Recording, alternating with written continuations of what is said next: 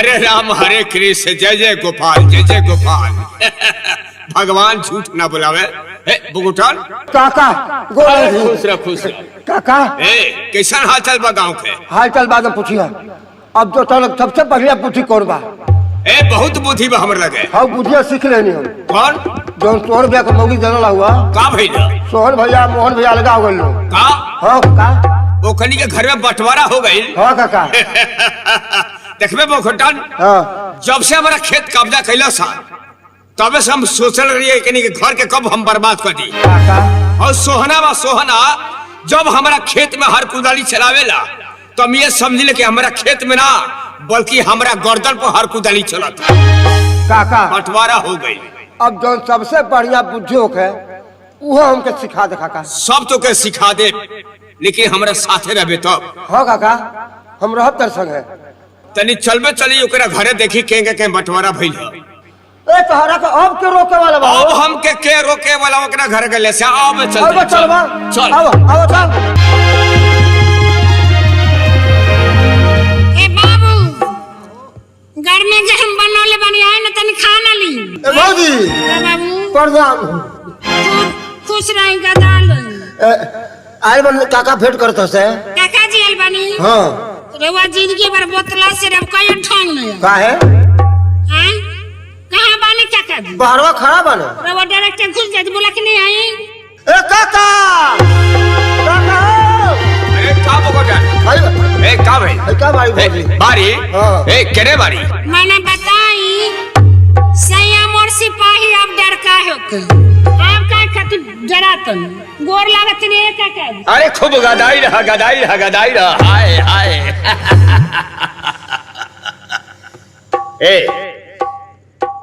ए काका जी कहने की दावत देते ने रहो एक दिन खा लेते इतना मेहनत करनी। अरे तारा खातिर इतना मेहनत कर बार हम कबो खइबे करब। हम तो सब पूछनी का बंटवारा हो गई। हाँ काका जी बंटवारा हो गई। अच्छा केगा बंटवारा भइले त हमहु जान जाई। काका जी है 2 मंजिला मकान अनाप के जम बनल है। अच्छा हमरे हिस्सा में का फौजिया में पड़ गई है। मकनिया इन्हीं के हिस्सा में पड़ गई। हाँ हाँ घर के अगल बगल के जितना गोरा वाली खेत रहल काका जी है वो हमरे हिस्सा में। का वो फौजिया में पड़ गई है। अरे हिस्सा में पड़ गई। हिस्सा में अच्छा हाँ काका जी गाय भैंस दोनों रहल वो हमरे हिस्सा में आ गई। अब बसवा वाली कोठिया अच्छा वो फौजिया में पड़ गई है। अरे हिस्सा में पड़ गई है। हाँ हिस्सा बेवकूफ आदमी। वो तो अब समझे कि तू बर्बादी से बच गई। अब तो खाली बनावे के बाद खाए के बाद दिन भर एकदम आराम। लेकिन है मुनवा पिंके के का भइल? हाँ काका जी रवा जुग जमाना देखते बानी पिंकी सियान हो गई भी शादी लायक। हाँ हो गई बिया। जुग जमाना देखते बानी महंगाई के जमाना हो गई बा। हाँ हाँ एहे कुल सोच समझ के पिंकी कोई लोग में ठेल देने कनी का पिंके तो कनी में भेज देलू। हाँ बहुत बढ़िया काम करियो बहुत बढ़िया काम करियो। मान लो के शादी करे के पड़े तत्काल में पैसा के व्यवस्था कहाँ से करतू को शादी करतू। ठीक कहलू। अच्छा ये मुनवा के का भइल? मुनवा के हाँ बात रह गई मुन्ना बाबू के। तो मुन्ना बाबू के रवा देखते बानी पढ़त लिखत बटले बानी पढ़ लिख ले कहीं नौकरी पा जाए तो दुनिया के शादी ब्याह हो तो दुनिया के दान दहेज मिली सर सामान मिली तो सब हमरे न होई। यही कुल सोच समझ के मुन्ना बाबू के अपना हिस्सा में रख लेनी। का मुनवा के तू अपनी में रख लेलू? हाँ काका जी बहुत भारी गलती हो गई। तो से का बताई है भगवान। अरे जावना खाती अलगा भइलू और वह पर गइल बाखारा। ये नो सोच के रखलो कि ओकर होशियार आदमी बा पढ़त लिखत बा शादी बियाह होई और जितना ओकर दान दहेज मिली सब हमार हो जाई। हाँ। ई तहर भूल बा। आईना सोच लो जब ओकर शादी होई और ओकर मेहरारू घर में आई तो तारा हिस्सा में से आधा हिस्सा के फटे हुए अलगा हो जाई। जौन महाभारत घर में तू लगौले बारू वह महाभारत उतारा से लगा दी है भगवान। बहुत भारी गलती कर दिल बारू। हे भगवान तो देखो तनी सो मेहनती हमर जान जाए का दू आ त खर है मोहनी हारत ने एको बेर हाई सारा कोई नहीं। अरे रे बकुटा रे कम से कम इकुल तोरा सिखावे चाहिए सब समझावे चाहिए। अपनी बुद्धि का सिखोला रहा। चुप खाली बुद्धि सीखा बहुत भारी गलती कर दिल बारू। ए काका जी देखो तना त अब सब मेहनती हमार जान जाए हमरा तो कुछ समझ में नहीं आवत कि का करी।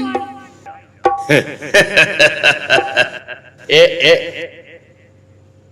ए का होल जहर। हां का करे खाली का हो पागल हो तो के तरह खाए खाती। हाँ। ये काम करियो सुने वाले कि ए मुनवा खाती दूध के व्यवस्था भइल बा। 1 किलो सुबेरे देते नहीं 1 किलो सांझ के तब नाती मोटात नहीं। दूधो किलो दूध पिए तो तबो नहीं खे मोटात। हाँ। है मोटाई कहाँ से? ये काम करियो जब दूध दियो के पिए खाती वो दूधे में जहर के मिला दिया और जब दूध के साथे ये जहर के पिया देते रहू तो सरवा हमेशा खाती समाप्त हो जाई। जब समाप्त हो जाई तो ओकरो हिस्सा का मालिक तू ही न हो जाइबो। हां एक एक दिन ठीक है खत्म। बकोटन बाबू का दौड़ के 1 गिलास दूध ले आई। काहे के तन कैसे मिला के रवा के देता नहीं हमरा के टराई करता नहीं। ट्राई कर जमई बानी का हो काका का भाई ये जला बुद्धि जहर पियावे के। अरे ओकरो हिस्सा का मालिक है के न बनावे के बा। अरे तू बनैबा हिस्सा का मालिक कि तू घर भर के जेल में भेजबा ये दादा। अबे उ जहरवा पिया दे मुनवा के अब मुनवा मर जा। अच्छा तो गांव के लोग कह देखा लगा भैया पूरा जहर देख मुआ देने को आई पुलिस पकड़े थाने में सारा बस जेल में डाल दी है ना। ये देखा बुद्धि जहर पियावे के बहुत बुद्धिमान हो गई बड़ा हमरे चला हो के बहुत बुद्धिमान हो गई बड़ा। अरे काका कार हूँ करो हो जा के जनबो न करे सांपो मर जा लाठियों बच जा। अच्छा देख भौजी जोहर दियो लेकिन एक बेर नहीं ओके 1 गिलास दूध में आधा चुटकी जरी वो एक दिन नहीं लगातार 15-20 दिन जहरवा देते रही वही जहरवा कर देही में धीमे धीमे फैली जाए पढ़े खातिर रास्ता में चक्कर आई खून फेंक के मर जाई तो लोग कही कि देखा बीमार रहा मर गल क्यों सको नहीं करी देखे में पिया फिर मर जा परसों जेल में चल जा। ठीक है कहता अगर एक बाग मर जाता तो गांव में तमाम लोग बतियावला बा कि का बात बोले एक बाग मर गई। अच्छा जे कॉलेज से करो हम चलते तनी वो पंचायत में। ठीक बा काका जी जाई गोर लगत। ए खुश रह ए भगोटन हां काका तनी चल हमारे साथ है गांव में पंचायत करियो। चल बा आओ चल भौजी हो हम पंचायत में से आओ थे ना आज खूब बढ़िया खीर पूरी और तरकारी बनौले रही है। ठीक बात खीरे पूरी बना हाँ, बनवा जान। देखी परगल बनी नाती के पीछे महीना दिन बीतत नाती के माटी न लगनी ते फिर हमर नाम लक्ष्मी नहीं। चलो तनी आज से शुरू कर देतन।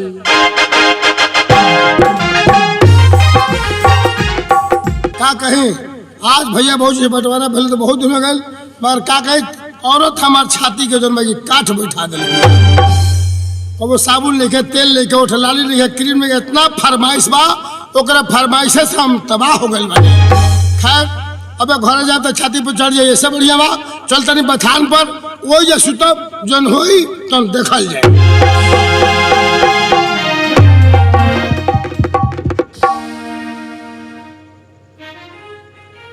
काजी आ 3 दिन से न होले ना की ना घर में तेल बा ना साबुन बा ना लिपस्टिक बा ना पाउडर बा जाए किन के ले आई। कहवा से पत्थर देवा से मार तो पेन्हाइल तो रहलू बटवारा बटैले बिना फाटत रहलू हर महीने भैया पैसा भेज देते भौजी किन के सब सामान धो देते रहिया तो एक कुल बात के चिंता हमरा नानू रहत रहल। अच्छा तब भाई के बल पे बियाह को ले आले का चुप रह सुनी हमको सुनल चाहत ना की हमके कहीं से ले के दी कहां से लिया दी अब तार खातिर चोरी कर जाई का। अरे चोरी करे कोई डाका डाल दी हमके चाही तो चाही चोरी का चाहे डाका डाली चाहे तो चाहे। हाँ। हे भगवान हे उम्र में चुराव जाए अगर कहीं पकड़ा गया नहीं तो लोग मार के कचुम्बर काट दे। सुनी हाँ होय सेठ जी के क्या नाम है? अच्छा ओ धनी राम। हाँ सेठ जी के लगे जाई आ कर्जे तोर पर पैसा मांग हाँ। दिहा तो ठीक बा आ मैं दिहे नु तो 70 की हाथ मार के धीरे से चलिए ना अगर 200,000 ओकर से कर्जा ले लेनी ब्याज पर हे भगवान हम उड़ा जाए मगर ओकर ब्याज ना उड़ाई ओकरा से कर्जा लेवे खातिर हम कबू ना जा सकिले।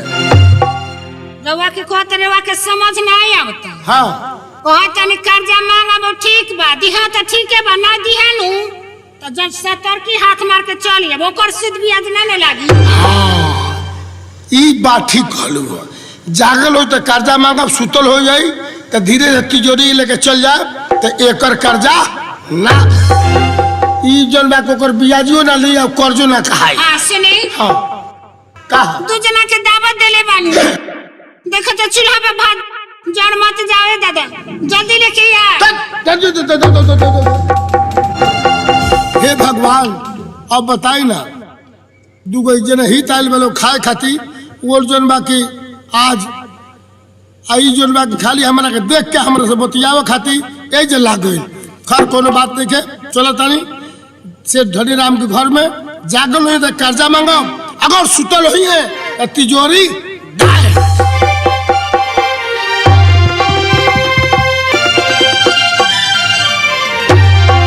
हमारा नाम धनी राम सेठ बा। अरे जवान में क्या देखे जान थम रखे, बाकी आज 8 दिन निकल भाई मनीब के असुली में ये बरले कोनो खबर ना दी हलत। सेठ साहब नमस्कार। नमस्कार नमस्कार। हाँ असुली के समाचार सुनाओ। असुली के समाचार का पूछा था नहीं, कितना सुनाई बा, कहाँ बाकी लगा 10 गाँव सुनले बानी, 3000 रुपया लेके आयल बनी। 5 गाँव असुली में 3000 भेटाइल हो। हाँ हाँ अच्छा हौ पुरानका जौन हौ बा, अच्छा हाँ ऊ कहाँ धैले बड़ा, ऊ हिसाब किताब मिलावे के हो। हाँ तो दिवाली के दिन हिसाब किताब होई। अच्छा हाँ बोलो सेठ जी, मार गांव में हल्ला हो गई बा। कौनो बात का कि सोहन मोहन के घरे इतना राय बात एकता रहल है, और वो लोग के घरे बंटवारा हो गई। सोहन मोहन, हाँ मोहन वकीलवा की हाँ हाँ हाँ बता गई। अरे हम सुनले रहनी कि 3 भाई हाथ पर हाथ रख के कसम खैले बासो और वैसन घर में बंटवारा हो गई। हाँ सोहन के मेहरारू इतना खराब बिया कि उ बंटवा के एकदम राई छाई करा दलत, एबरा बड़ा खैला का तकलीफ होता। सोहना के मौगी, सोहना तो बोतलास आदमी है, मौगी चालू बिया तबे न बंटवा दलसी हो, बड़ा गजन होता खैला। बहुत बढ़िया खबर सुनौलो।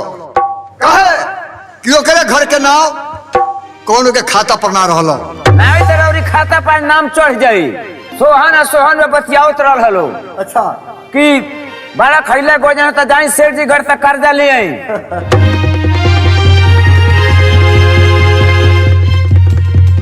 बाबूजी गोर लगतनी। खुश रह। पढ़ाई का समाचार सुनाओ। ये समाचार बा कि हमके 1500 रुपया चाहिए और परीक्षा फीस जमा करे के बा, परीक्षा देव तभी न पास हो कब जा। 5 गो रुपया मांगत या निकाल के दे दो। 5 गो नहीं 1500 रुपया। हाँ ना मारी। जानते बाड़ू बबनी यहाँ का बहुत कंजूस आदमी है। कैसे पढ़ब जा। चटनी रोटी खा ली ने, दाल तरकारी ना लिया ने, दोनों वहाँ खराब हो गई। लेकिन 5 रुपया का डराप यहाँ का आँखी में ना डालने के पैसा उठ जाये। यही कोठिया झलकता यो सिटिये में चुएला। पैसा देव रहुआ तभी न परीक्षा में पास हो कब जा। बबनी घबरा मत, तू चल। हम बर्बाद कर। अरे हम आवतन तो व्यवस्था करतन, तू चल ना। ठीक बा चल तू। इतना रुपया खर्चा करते कहाँ से? बताई रउआ का बिलवाओ पर लगल बड़ी। हाँ तब हाँ क्या कहते रहो? बड़ा खैले के गजन होता। सोहन में कहलिए कि जाई सेठ जी घर से 1000 रुपया लेके आई। अरे आओ ले जाओ। सोहन कहते हैं कि ना हम ना जाए। हाँ कहे कि 100 रुपया देने ते 1000 लिखल है, हम तो सुधिये में बिला जाए। लेकिन सोहन के मेहरारू बड़ा होशियार बिया, अलग से कि सेठ जी के आंखी से कम लौकेला। आज जाई सुतले में तिजोरी उठा लिए, सुतले में जाकर तिजोरी चोरा लिए। चोरी करी? हाँ। अरे बाप रे बाप, दादा हो दादा, तब तो हमको बर्बाद कर दी। खत्म हो जाओ रे। एक काम करो, हाँ चलो थाना पर। हाँ अब पहले सारा का नाम डलवा दी। हाँ अब पकड़वा के अंदर करवा दी। हाँ गाड़ी मत निकालो, तेल जल जाई। हाँ बहुत पैदल चलो। बहुत कंजूस आदमी है। चलो। चली। मेरा नाम राजू सिंह इंस्पेक्टर। मैं जब भी थाने पे आया हूँ, पुलिस वाला का भी पता नहीं, चौकीदार का भी पता नहीं, लेकिन एक बात है, जब से इस थाने पे आया हूँ चोरी और गुंडागर्दी सब खत्म हो चुकी है। साहब नमस्कार नमस्कार नमस्कार नमस्कार सेठ जी आयल बनी। नमस्कार नमस्कार। नमस्कार सेठ जी, कैसे आना हुआ? अरे पूछी मत साहब, और बुझाते जब सुने तो बुझाते पराने निकल जाई। क्या हुआ है? एगो सोना नाम का आदमी बा, मौगी जो जन को आती तो ने करो था कर्जा ना चाहिए तने हमार ब्याज टाइट। हाँ अच्छा, मौके दे कर्जा लिया तब ने ब्याज दे पड़ी जाय सेठ जी के तनी कम लौकेला आ सूत्र में तिजोरी उठा लिया है। क्या सोहन आपका तिजोरी उठाने आएगा? ठीक है, एक काम करो, तुम चलो, मैं आ रहा हूँ 2-4 पुलिस लेकर के। हाँ साथ ही चली साथ ही चलना। चली ठीक है, चलो। चली।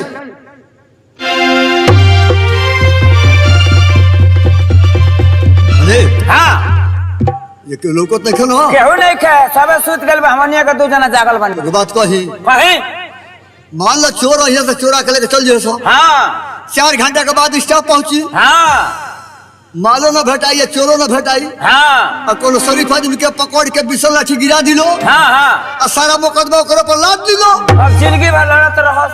अपना दिमाग से वो काम करो। कहीं मान लो चोर आई, हाँ चोरा के लेकर चल जाई, हाँ न चोरे पकड़ाई न माले पकड़ाई, हाँ और 4 घंटा के बाद स्टाफ पहुंची, हाँ हैं? हाँ कोनो शरीफ आदमी के पकड़ के अब बिसल लाठी गिरा के बोल कर दिलो, हाँ और सारा मुकदमा ओकरा पर लाद दिलो। जिंदगी भर लड़त रहस। अपना दिमाग से काम करो। कहीं और फटालका बेगवा कहाँ बा लोग नहीं खे, अरे फेंकले बानी पोखरी के खाले बसवारी में। तो काम करो, हाँ जा लियो, हाँ और जितना तिजोरी में के माल बा हाँ वही में डाल दो, हाँ। और कहीं फेंक दबो तो कोई शौक ना करी कि में माल बा। ठीक कहानी है। चलो। चल सेठ जी, सब माल है में लिया के धो दल बानी। ठीक में रख दो। हाँ रख दे तनी है जा, अब है जा बैठ के पहरा कल जाई। सेठ जी क्या यही मकान है? हाँ यही मकान है। कहाँ है सेठ जी? सेठ जी बैठे हैं अंदर। बुलाओ। सेठ जी साहब बुला रहे हैं। हाँ सेठ जी। हाँ साहब। क्या हुआ, चोर आया कि नहीं आया? हाँ अभी नहीं। अभी नहीं आया? एक काम करो, मैं दरवाजे के पास छुप कर रहता हूँ, ठीक है? हाँ, हाँ। तुम यहीं अपना सामान देखते रहना। साहब अगर संपत्ति बच गई तो रउओ का खुश को दे। हाँ अरे मुझे खुश करने की कोई बात नहीं है, पहले सामान तो तुम्हारी बच जाए। मेन गेट पर आप सब छुप जाएंगे। ठीक है, यहीं आराम करो तुम लोग। हाँ चलो। अरे हाँ साहब, आज रात भर सूते के नहीं खे, ना ना एकदम जागे के बाद के पहरा करे के बाद हाँ माल गोई खत्म हो जाइए। परान निकल जाई। हाँ नहीं परा नहीं निकले देवराव। चली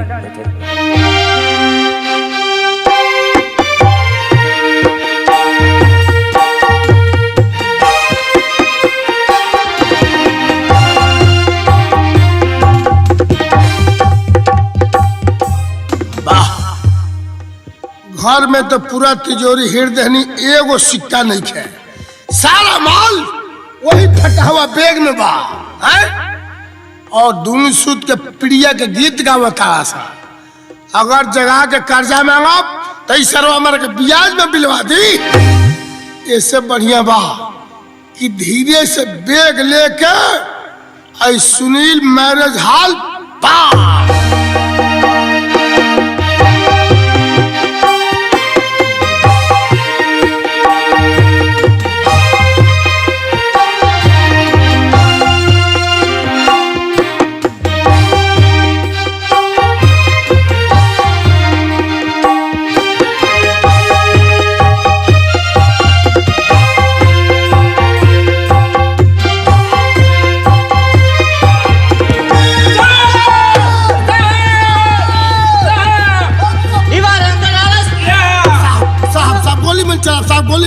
गोली मन चला अरे हो तो गए साहब। साहब बात सुनी साहब, यहाँ के हमारे सेठ है, हमारे मेहरारू के बहुत तबियत खराब बा, हमारे इलाज के लिए बा 10,000 रुपया कर्जा चाहिए। 2 बजे रात में कर्जा मांग। लोग दिन में कर्जा लेने के लिए आते हैं, 2 बजे रात में कर्जा लेने के लिए आए हो? ऐसा है, अरे जब इमरजेंसी पड़ी तब नहीं आए। मेहरानू तो हमारी जन्म की बहुत तबियत श्रीमत सरकार सरकार माफ कर। साहब छोड़ो, जल्दी ठुकाई, चलो जल्दी ठुकाई, चलो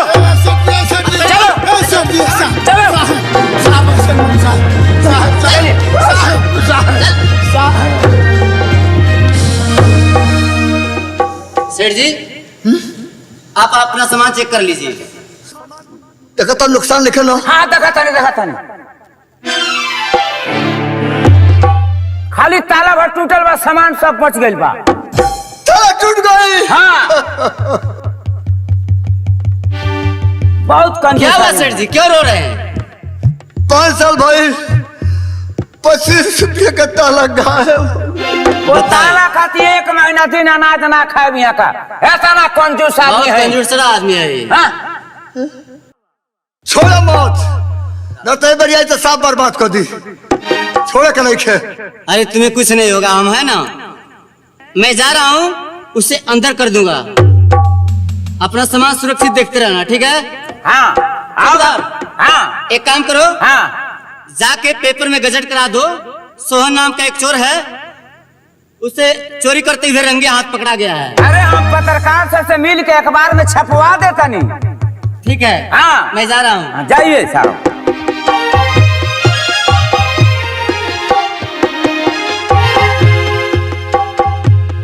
जाता नहीं, हम अखबार में गजट करा देवे ये बात के।